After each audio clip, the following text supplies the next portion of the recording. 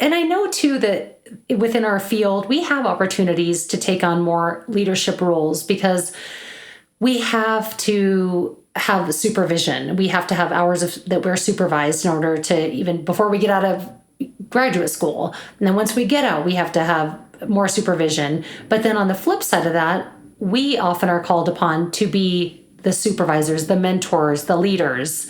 And then even beyond that, there's often lead roles within school districts or in hospitals.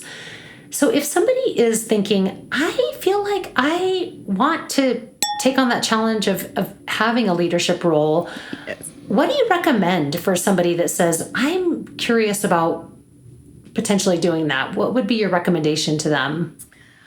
I would offer that what that person will want to do is make sure that they are first effectively leading themselves. That would be the first thing. And how do we test for that?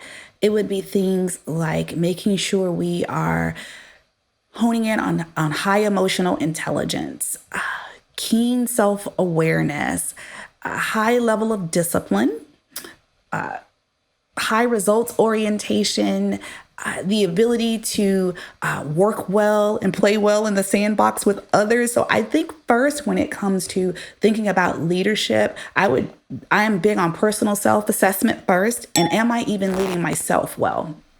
And if I'm not leading myself as well against some of those areas that I mentioned, then I need to go to work. And I need to put in the work to hone up in some of those areas. So that would probably be the very first thing, because if I can't lead myself very well, it's going to be a little bit of a challenge to lead people well.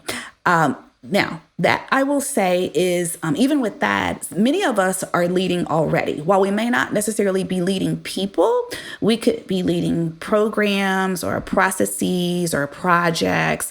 And if you find that you're more leading in that direction, there are still areas for you to grow there also. How about growing in your area of influence? How are you doing when it comes to being a collaborative engager of ideas?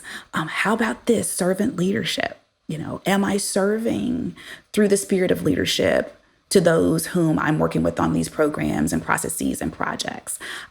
Do I do a good job of making the complex a little bit more simple?